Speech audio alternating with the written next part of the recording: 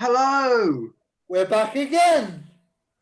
here's Shabazz, He's Pete Marshall, and this is Crib Chat UK. and we're with the toilet queen herself. Should we let her introduce herself then? Of course, of course. Hello, guys. My name is Kerry Thompson. I'm a disability blogger and activist.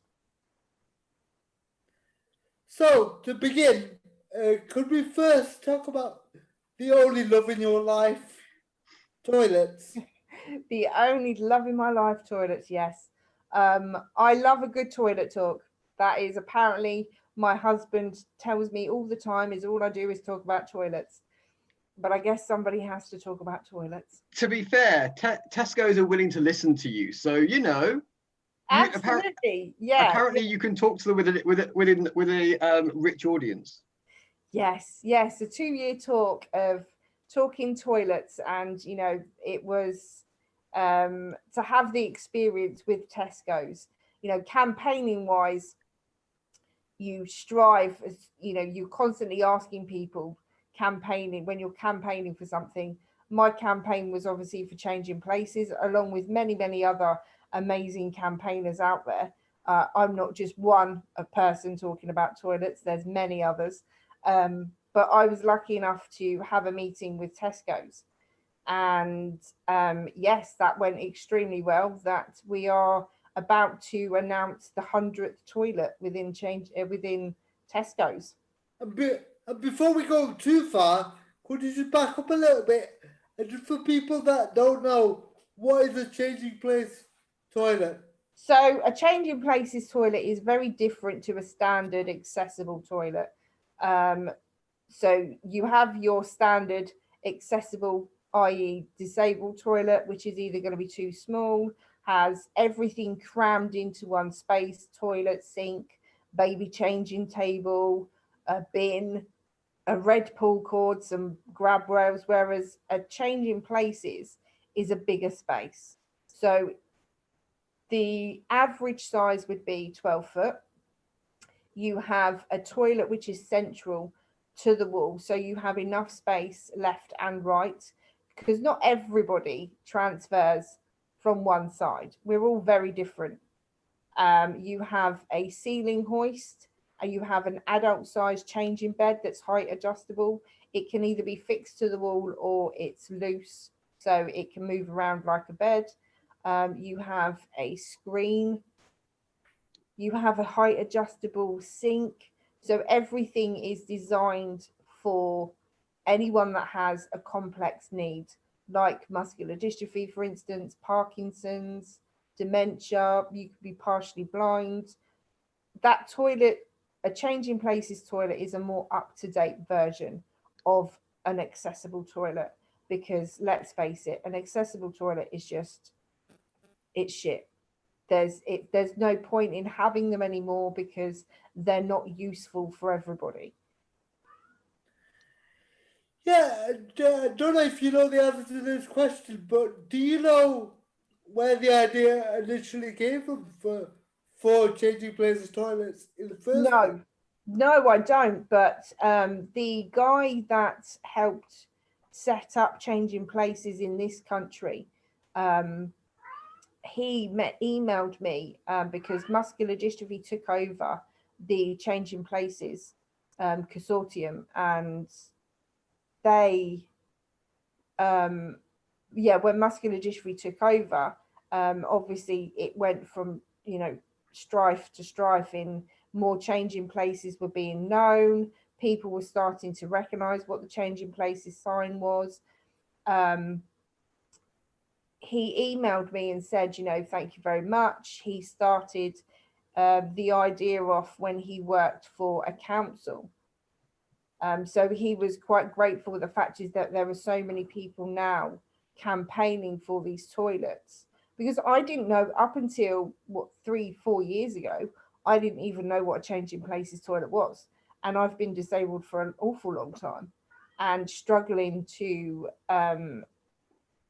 use a standard disabled toilet for so long that it was impacting on my life. And when I read a blog by a very good friend of mine now, Kerry. I sat there in awe of what she was writing about this toilet, this new found download. I was like, oh my God, what is this? Why have I never seen this before? Where do I find one? And it was just having the knowledge of these new toilets. To me, they were a new toilet, but to a lot of other people, they weren't, because people have been campaigning for these toilets for a lot longer than I have.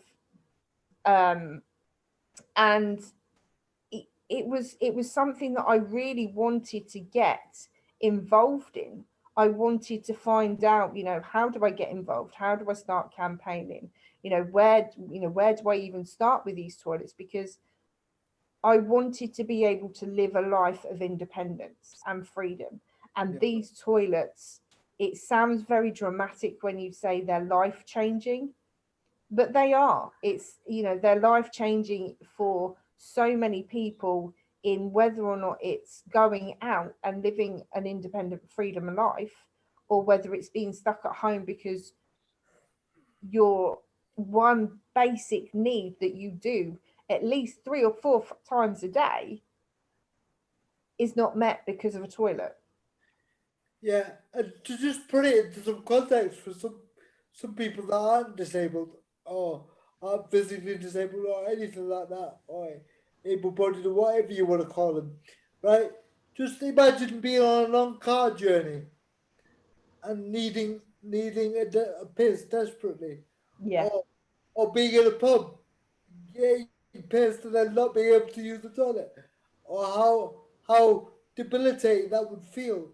I just want to give people some kind of fucking idea what how big this is for people. Yeah, I mean, I'm brutally honest when it comes to, the problems that I've had when it goes to the toilet. I've been out with my husband, and I've needed the toilet, and we've gone to find an accessible toilet. We found one, and I can't even get my chair in, let alone my husband coming into the cubicle with me. And let's face it, you can't shut the door behind you. Nobody needs to see my bare butt hanging out of the door because I need to go to the toilet. So it's a case of you have to hold it. And there's been many a times when I've had to hold going to the toilet because I've not been able to find a suitable toilet for my needs. I've created so many problems for myself where you limit what you drink when you go out. And I've been known to have a bottle of water and take maybe 2 or 3 sips out of that bottle of water on a 5 hour period of being out. Yeah, And that's dangerous for anybody. You're constantly having to rehydrate yourself when you are home, and then it's a case of you're having to, because your home hopefully is accessible, that you're able to go to the toilet when you're at home. So I've had accidents when I've been out, and I'm not ashamed to say it, because people need to understand that not having a toilet when you're out, it debilitates you, and it's embarrassing, and it's your dignity that is being taken away from you, all because you can't use a toilet. And again, it goes down to the basic human rights, and to having, that right to be able to use a toilet when you're out. it's a like you say, it's a human rights issue, and it's a self-esteem issue as well, Yeah, absolutely. And and it's also impact. Well, I know we all can't go out now, but it also impacts on your day-to-day life when you could go out. It's like, and how long you could go out for, I yeah, mean, yeah, absolutely. and what you can do when you're out as well. And and I just want to ask you about how you actually came about getting involved with this campaign. Could you talk Yes, us through that? yeah. So, like I said, I read this blog, and um, I have a disability which is muscular dystrophy. So I have a rare type of muscular dystrophy, and Muscular Dystrophy UK run muscle meetings. So my local muscle meeting is obviously in Milton Keynes, and we have these, and it happened to be that the one that I went to, they were talking about changing places. So I was like, oh, wow, okay, I've just found out about these toilets. There was a big discussion about changing places and about how muscular dystrophy had taken over the changing places campaign. And I went up to Claire at the time, who was running it, and I said, I want to get involved. You know, I've just literally written a blog about it. I read a blog about it. I'm really interested. You know, what can I do? You know, tell me what I need to do to make this, you know, a reality of my life of talking toilets. And she said, okay, not a problem. She shared my blog. There was a few conversations, and then she sent me a message to say that Tesco's were having a meeting and they wanted to speak to someone who used these toilets or would use these toilets. Would I be available to go along to my local Milton Keynes Tesco's and have a chat? And I'd just come out of hospital at that time, so I was still unsure of how energetic I would be going out. So I very much ummed and ahed about whether to go or whether not to go. And in a way, I'm very glad that I went, just because this whole process with Tesco's, as a campaigner, I've seen the start to the finish. I've been able to see the red tape that they go through, the organisation that they have to do to, you know, have a change in places built within one of their stores. So it's been a massive eye opener and a massive learning curve for me as a campaigner, but also it's been a privilege to be able to say that my story, I mean, they ran with my story and they made it their own, is amazing. You know, to be able to put my name to that is, you know, every campaigner's dream. And yeah, it's been a humbling experience to know that Tesco's have built so many changing places that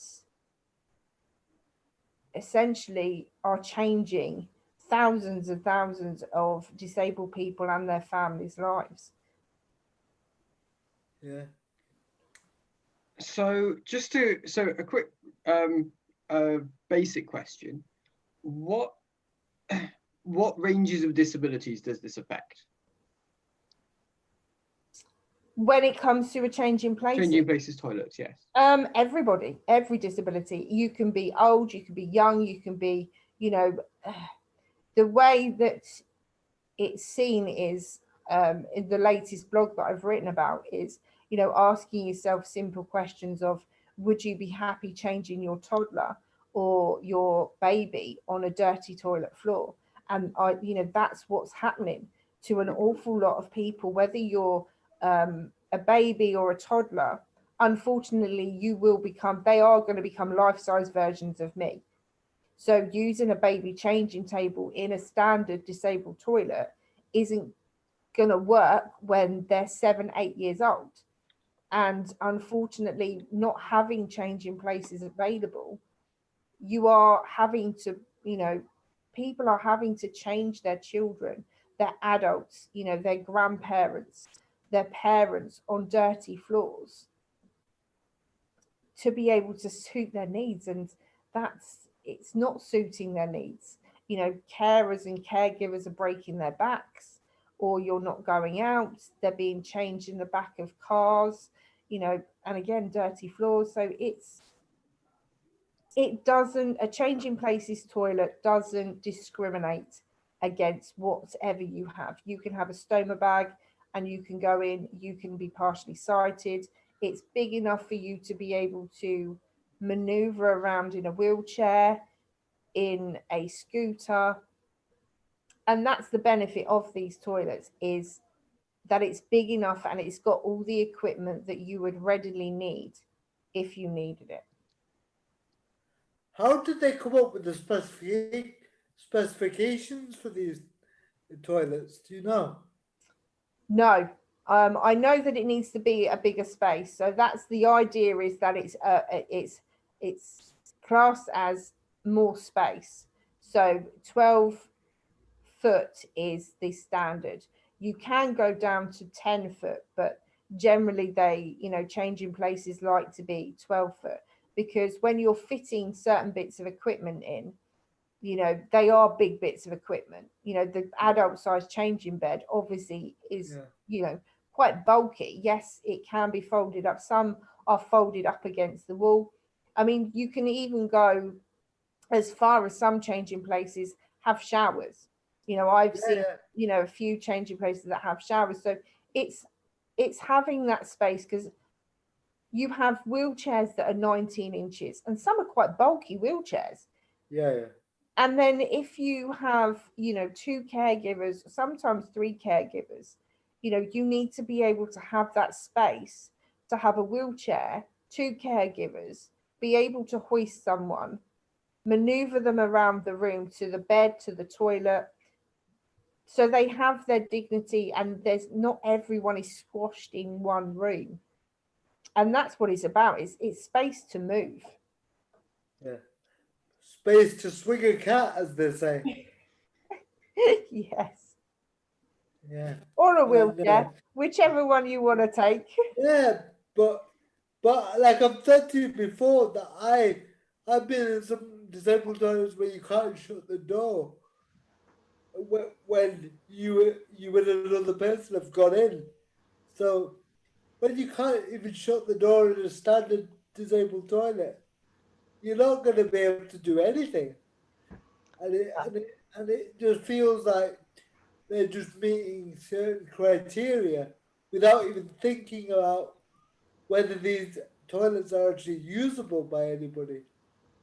They're just doing a tick box exercise and to see whether, oh yeah, we've got a disabled toilet. They're not seeing whether it's actually functionable, or, whether the sink's even deep enough to get like a urinal bottle, a piss bottle in the actual sink to wash it out if you needed that, for example. It's just little things like that, or whether they've even got the thing that really fucks me off is when they've got a emergency alarm thing in the disabled toilet. You pull it and nobody even comes. They've got it there because they have to have it there, but it's not connected to anything. Nobody even gives a fucking blind bit of notice as to what that actually means. And there's so many places that I've been into with just a standard disabled toilet that's full of paint and full of all different kinds of tables and all kinds of things. Like they're just storage spaces. Yeah. It makes you feel so degraded as a disabled person. This is what they think of you, and there's not that many of you that go into these places where they think, well, they only come once a blue moon, so we may as well make use of the empty space. On a certain level, it makes sense, but on a human level, it really doesn't, because it makes you think, well, regardless of how many times a disabled person visits, that place should be emptied. And I've been around a long time, and the amount of times I've had to wait till somebody's emptied the disabled toilet. But what ends up happening is you end up feeling guilty for getting them to empty the disabled toilet. Yeah. Yeah. And you end up feeling embarrassed, well, because they're having to pull out all this gear out of the disabled toilet so you can use it. But you end up feeling ashamed that you need to use the toilet. It's like you feel like a burden, don't you? You feel like whenever you go and say, excuse me, can you remove these things, or can you move this? I need to go to the toilet. And they always give you that look, don't they? There's always that look of, really? You couldn't have waited? Yeah. And it's like, and it's like they're doing you a fucking favor. Yeah, absolutely. Yeah. It's always the, oh, well, yeah, not a problem. I will do it. But I shouldn't have to ask you to move things out of a disabled toilet for me to be able to use it. And it does come down to the fact is that, like you say, it's they've done their bit by adding a disabled facility, and that's all they need to do. Yeah. That's it. So the rest of it, is down to us to be able to do. And I think if there was more inclusion for disabled, I've always said we're very much a forgotten community. We're the very last thought in anyone's process when it comes to the government, when it comes to building, anything. We're very much the last thought of, oh, we need to stick a disabled toilet in. Oh, we need to make sure that there's a ramp or it's step free, or that they are able to use us. But if everything was more inclusive for us, we would use it. We would all be shouting about the place that we could go, like Tesco's. Oh my God, I went shopping at Tesco's. I could have a cup of tea and a sandwich and I could go to the toilet. And it is down to that. It's down to, including a community that wants to be able to go out, that wants to feel included. And I think it's only recently where people are now seeing that we all have voices. Yeah, and this is 25 years after the Discrimination Act. Yeah. So we've only just had the anniversary, and yet we're still having to talk about the right to use the toilet when you're out. Doesn't that sound? One of my favourite stories around, and this isn't exactly toilets, but it's steps, so it's very similar. Yeah. In Manchester, there was Shabazz will know about this. There was one of the more significant acts was, the Peterloo massacre and all that. If you don't, just nod. It's fine. But basically, it was one of the kind of the massive steps towards many of the civil rights that we consider normal these days. And basically they're just like, okay, it's, I think it's 100 years, and they're making a monument for it. And the entire thing was just basically like a stepped pedestal. And it was just like, and honestly, like basically from the day I was there the first time it was kind of unveiled to the public, and people said then, so how are disabled people going to get up there? And it was like awkward. Well, I'm sure something can be done. I'm sure something can be set up. And in the end, we ended up like having these massive protests outside and it became a massive thing. And they reviewed a whole bunch of processes and stuff like that. But even in that process, it was just like, well, we think that it be looking like a classical Greek thing is more important than accessibility for disabled people. I mean, I don't expect everybody to understand what it's like to not have, to not be able to access everything, because let's face it, not everybody's going to understand, because they either haven't got someone in their life that has, an impairment or disability, to be able to know what it is to have that struggle. And I get it, but it's a case of be more mindful, be more, educate yourself on what it is actually like to be told that, no, sorry, you can't come into my restaurant because we have 5 steps going down, or we have no lift. Sorry, the lift is broken. You can't come in. Or sorry, you can't come in. We are accessible, but there's 2 steps coming into the front door. Well, that's not accessible, is it? No. And it's that, isn't it? It's having the knowledge and thinking logically that we are living in a world where we are getting older. We're growing older, we're living longer because of modern technology keeping us alive longer.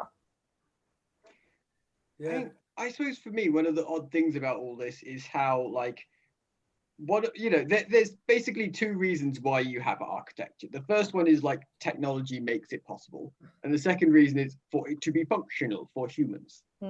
And honestly, it's just slightly odd when people decide to use architecture that just isn't functional for humans. You know, we could build many things that would we could build many things from technology. It's odd when it is when the things we decide to build are not functional anyway.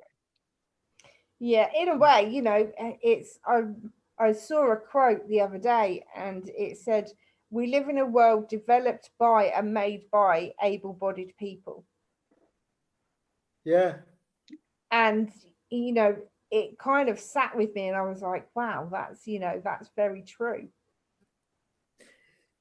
Yeah, it really is. It's like when the feminist movement say the world designed by men, for men. Yes. It's a similar kind of thing. And going back to the toilets, I had two quick questions for you. One is, could you give us a rough idea how much one of these would cost? A rough idea is, it can be between 15,000 up. So depending on, what type of equipment you get, to where you go to get the equipment, to how much work needs doing, to make the changing places toilet work. It does all depend, but because the equipment, let's face it, being disabled isn't cheap. Yeah. And unfortunately, these do come with a price tag. But yeah, the average price is 15,000 up. Yeah. And my other question was going to be, because we have luckily we have an international audience, and I was going to ask you have you had any contacts or any information or anybody asking any advice about getting changing places toilets around the world? Yeah, funnily enough, some guy in Australia sent me a message. He was in a university, he was setting up a change in places over there, and he wanted to kind of know what to put on the website and how to get it going. And it was really refreshing and great to see that there was other people around the world that knew about these toilets, that wanted to build these toilets and have these toilets more well known. So yeah, Australia was, I've been contacted by, New Zealand as well, I've had some contact with. um not so much anywhere else really, which is All a right. shame, but I do know that there are places out there that are looking to build. There are quite a few. If you Google changing places, there are quite a few places that do come up, which is great to see, but it just needs to be a more broader scope of people knowing. And over the course of your life, have you ever been to a country or a place where you thought, oh, that's an interesting toilet, or that's an interesting take on the whole situation? Have you ever been to a country where you think their disabled toilets are great? No, I haven't, I must admit. Yeah, um Generally when I go abroad, I have found that even the standard disabled toilets are a lot bigger than ours. yeah, But I think it's the same wherever you go. There's grab rails, there's a pull cord, there's a toilet stuck in the corner. There's, even though it's a slightly bigger space that you can adjust about maneuvering, you still have problems when you are abroad. yeah. Even when you're given, in they say, an accessible room, even down to that is, there's still issues where you can tell they've tried, but it's like they've not actually tried that hard. There's simple things that can be changed to make it more accessible. I I mean, just to say, I think we're about at the end of our time for this subject. So Shabazz, do you want to ask the last question, or Yeah, could I just ask another quick one? So, if anybody around the world was wanting to ask advice, what would be the three quick things you could tell them so they could set up their campaign? The to do? three thick things that I could tell them: don't give up.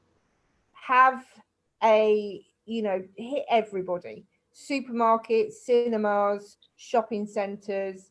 have a list of where you think a change in places should be built, and you go to the top. Don't go in and ask the shop assistant, don't go in and ask, go in and speak to or send an email and say that who you are, why you need these toilets. Your story is always going to be your biggest voice. It's your story. Why you need these toilets is the reason you need these toilets. It's not because you fancy having a change in places in a cinema because you think it's going to look pretty. It's because you want to use their facility. You want to be able to enjoy going out and staying out. And that's the reason why you need these facilities. Yeah, and keep plugging at it. You're always, the amount of no's that I get to the amount of yeses, but there will always be one yes in that 10 no's. And they will always come back to you and say, I want more information. Make sure you have that information ready to go, and that always meet them as well. I find that making a meeting and speaking to them and telling them your story has always been very powerful for me, i.e. with Tesco's.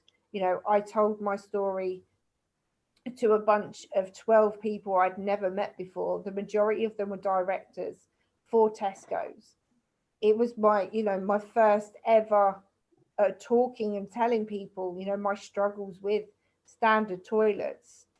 And it worked. They took my story, they ran with it. We're near enough 100 toilets down the road. Yeah. And now moving on to our second topic, which is equally as sexy. Accessible housing. Yes.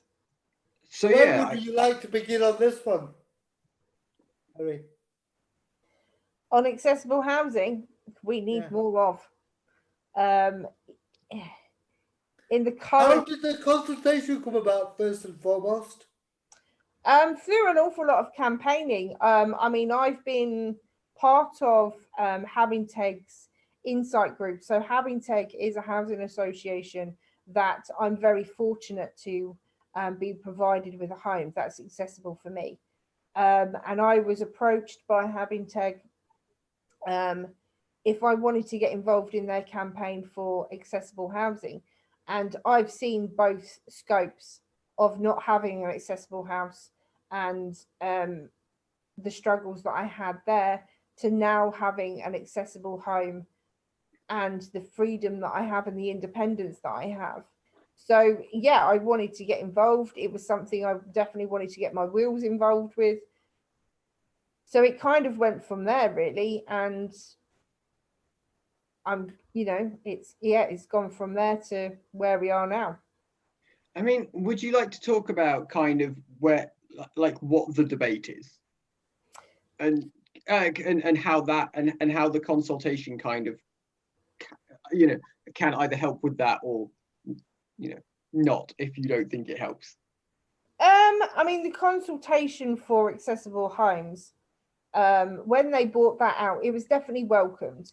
That we had pushed and pushed for a year for them to add something to the consultation to make it more accessible. There needed to be more put in place for new build of homes. When you have a 1% scope of new homes being built outside of London, that's scary. It's scary to think that we're still building homes that have step access, that don't have wide enough doors. These homes are meant to be built and they're meant to be forever homes. It's all great and fair and well to say, one of the quotes that came out from the government was build beautiful. Well, that's great. I would love a beautiful home, but I would like to be able to use my beautiful home with my wheelchair. I'd like to be able to visit my beautiful friend's home and not sit outside the door and say, I'm really sorry, I can't come in because my wheelchair can't get up the 2 steps that is your entrance. Could you bring the cup of tea to me? Yeah, absolutely. And it is, I have a 7% chance of going and visiting friends and family right now because their home is inaccessible for me. So I have to rely on people to come visit me because my home's accessible. I have complete flat land. It's all, ground.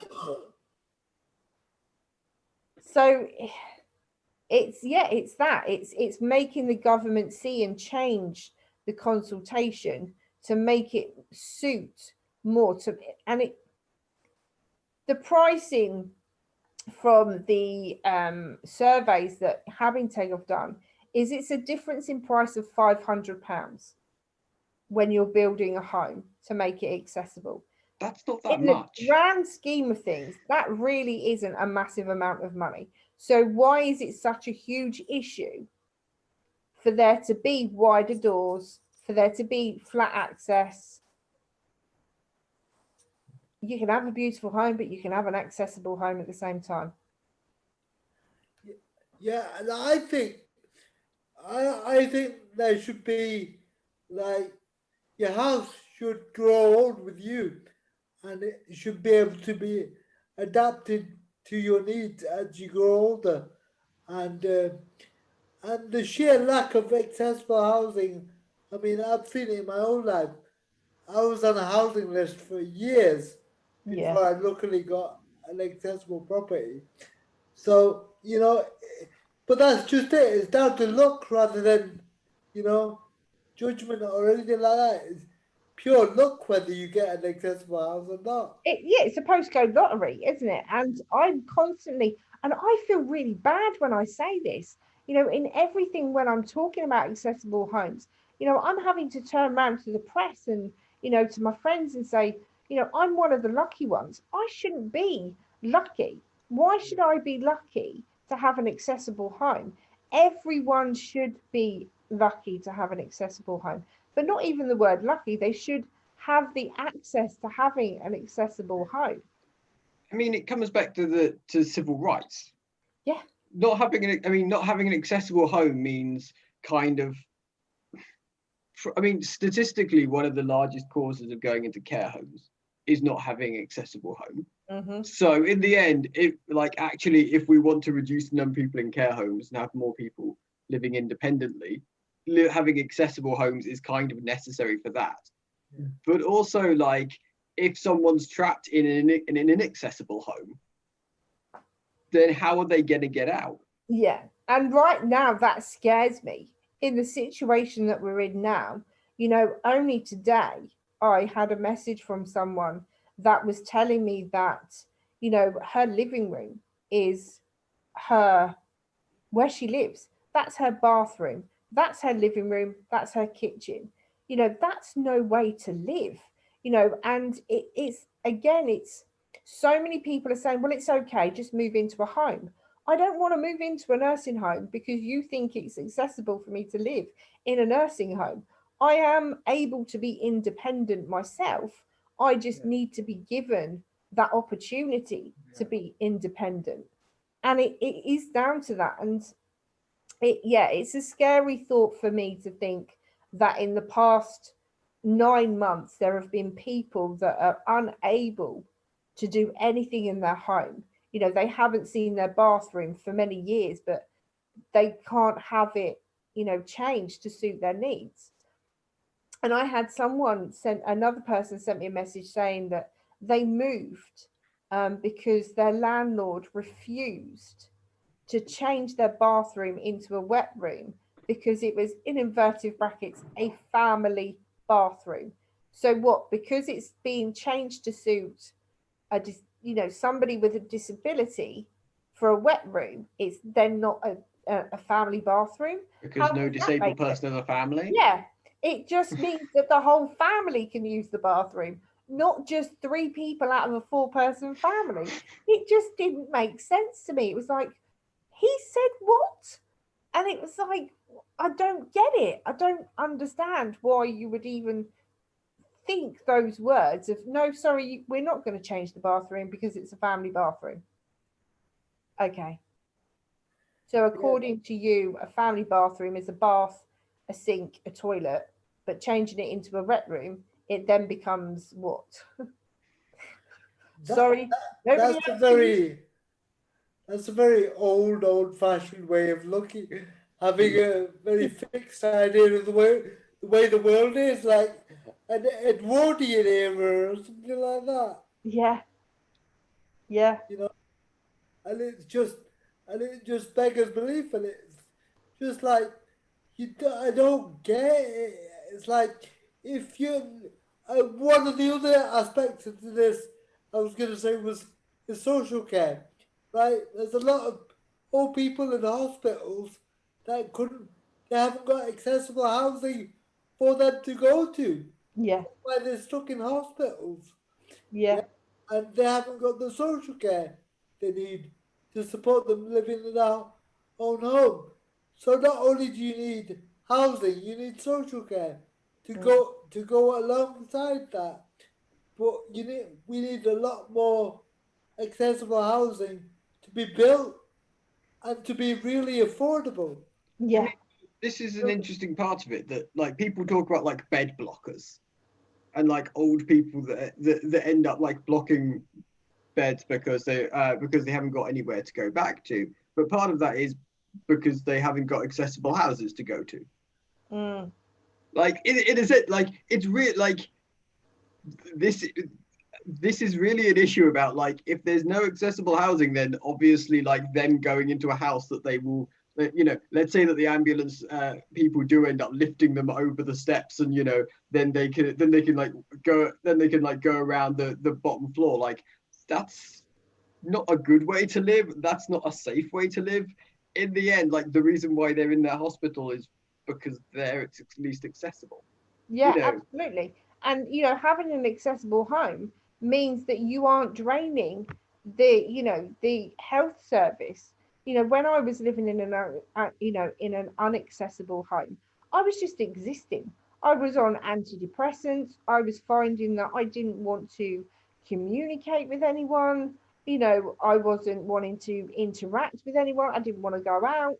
I was just getting up, sitting in my chair and watching TV. That was my life, day in and day out for 4 years. And it was a constant battle with my local council to be constantly told, I'm sorry, we can't give you a bungalow because you're not over 65. It's like, What? what? Again, that's such an get rid of that one thing. Just because I'm not 65 doesn't mean I'm not entitled to have an accessible home.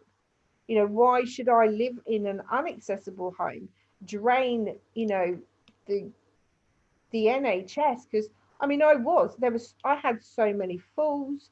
I had accidents in the bathroom, accidents in the kitchen where I cut the back of my ear. My poor husband was constantly turning around and saying, right, that's it, you can't do anything, please don't do anything. But then that debilitates me from being independent. And it was down to that accessible home and me not being able to move around and keep myself active that I ended up in a wheelchair a lot sooner than I probably should have done. Yeah. And that's the scary thought of the fact is that I was so depressed that I couldn't use my home and I couldn't Yeah. do anything, that I gave up. Yeah, and it's quite surprising for me to hear that because I know you as somebody that can speak for themselves and can speak their mind. And can you imagine what it's like for people who can't do that Yeah. and are It, still it, stuck in the same it, position?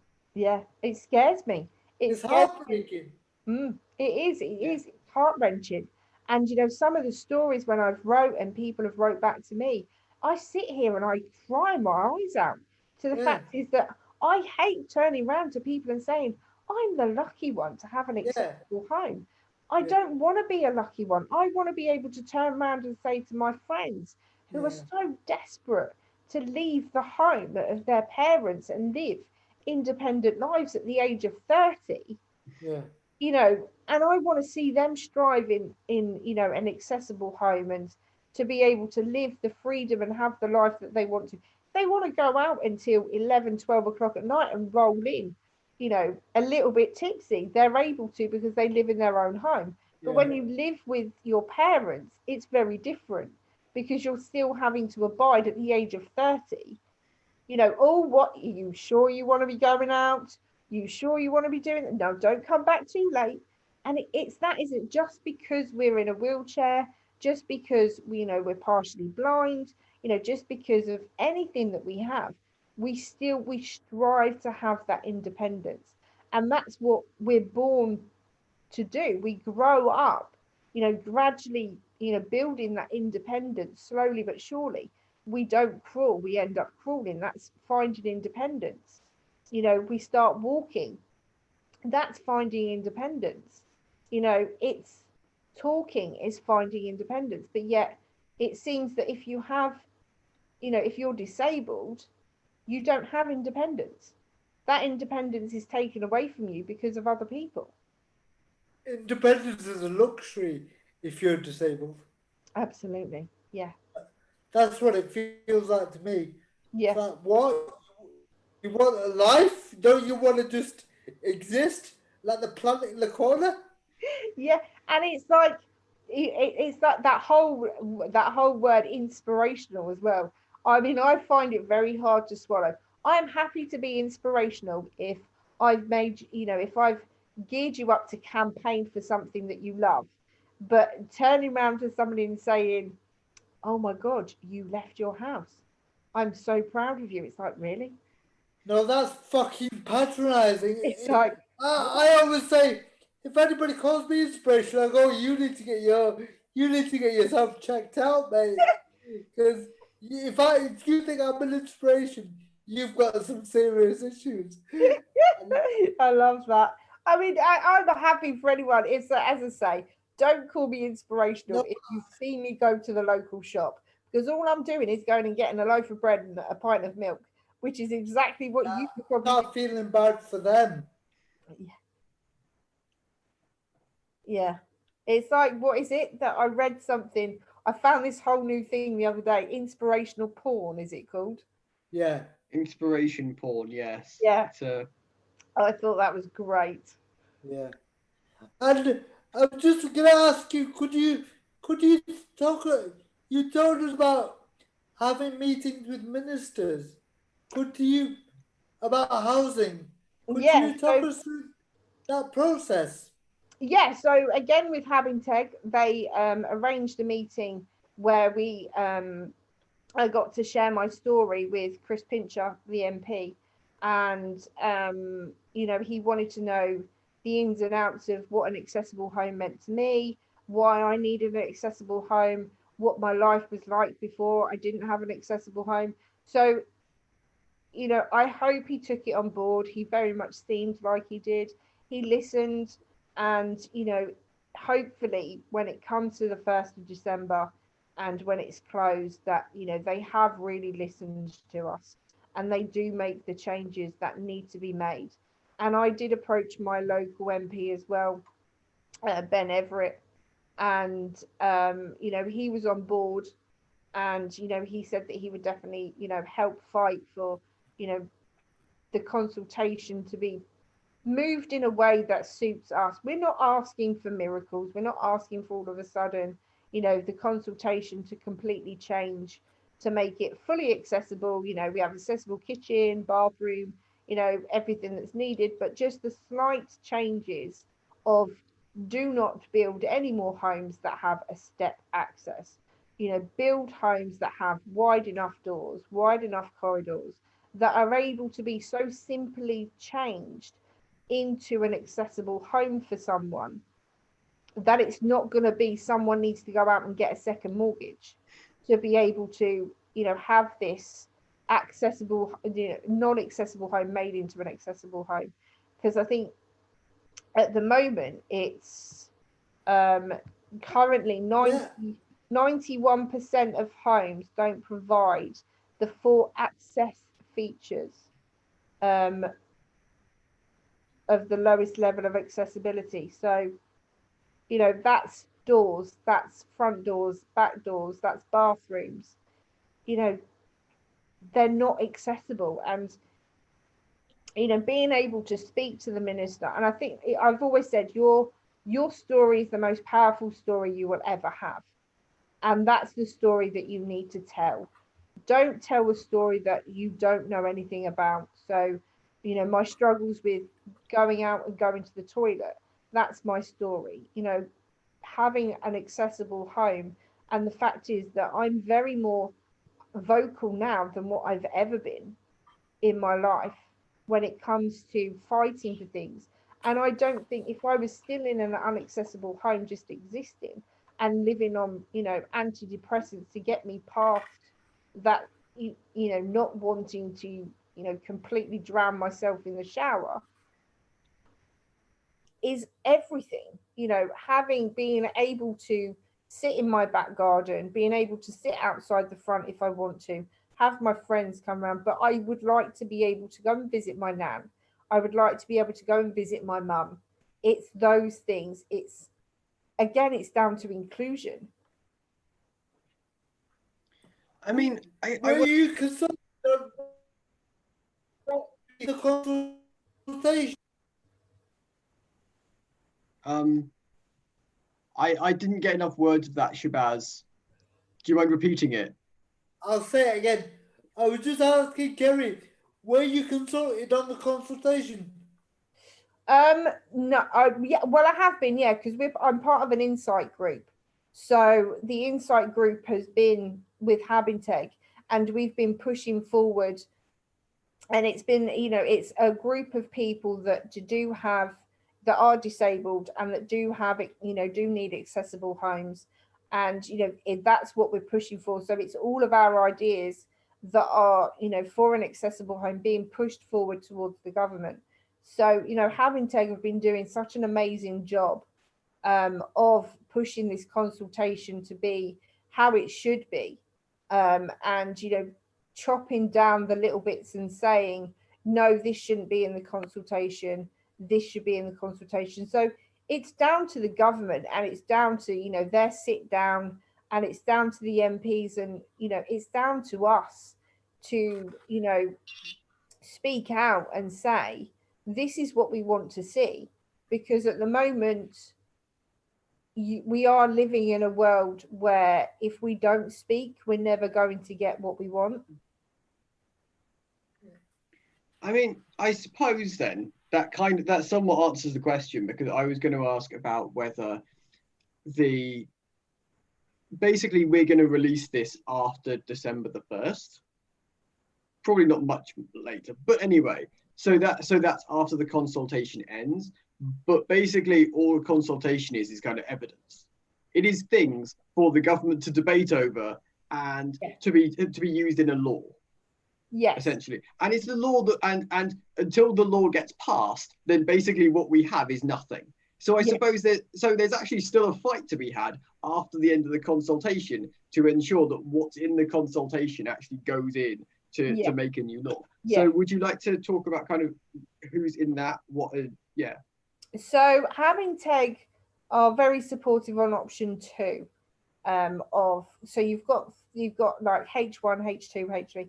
So option 2 is just making it more accessible. So it's a home that can be easily built and easily adapted to be an accessible home. That's, you know, what we're striving to push forward. So I'm hoping that, you know, the powers that be, that they've listened, that they sit down, that they understand where we're coming from, because it's not going to work if they haven't listened. If they don't come forward and say, okay, building 1% of homes outside of London to be accessible, that's not going to help. That's not going to work. You know, if you live in a council house, you're relying on the council to make it accessible, and not all the time they're coming forward and saying, yes, we've got £15,000 to make your home accessible. Whereas if a home is already halfway there, that it's then not going to be more of a drain on funds for them to turn around and say, actually, it's going to cost us £800 to make your accessible home, for instance, because, you know, it's probably not going to be £800, let's face it. Being disabled comes with a big price tag. That, you know, even just changing the light switches from the floor to halfway up. And that's what I've got in my home. Having more plugs is, you know, is a lifesaver to me. Having a wheelchair, having a cough assist, having all these bits of, you know, electrical gadgets that I need to be able to live an independent life. If you have 2 plug sockets for your TV on one side of the room and that's it, and then another one for a lamp maybe, that's not going to suit someone with a disability. It's the simple things that I hope that they actually listen to. So no steps. Keep it simple. Keep it simple enough that we build homes now that are easy enough for me to be able to go and visit my friends. Yeah. Before we finish, could you just let everybody know where you are in the country? I mean, address, but you know, whereabouts you are in the country. I am in sunny Milton Keynes, so I live in the land of the concrete cows and the roundabouts. Okay. So yes, Milton Keynes is very much a. Do you know what? I love Milton Keynes for the fact is that it's very diverse. It's, you know, a great place to live because, you know, the majority I'm lucky enough where I have, again, that word lucky comes out. I have 5 changing places toilets around. You know, we inherited a football team. And, you know, we have concrete cows that get decorated every single year if they can. I'm not sure they've been decorated recently, but yeah, you can find me pretty much on any social media. But yeah, you'll find me in Milton Keynes. Yeah. But I don't know if Pete's got enough questions, but is there anything lastly you would like to say to us or our listeners? Kerry? Sorry, say that again. Is there anything you would like to say lastly before we finish?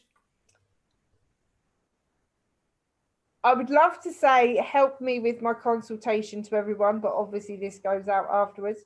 So I'm hoping. A little late, sorry. Yeah, that's fine. Don't worry. But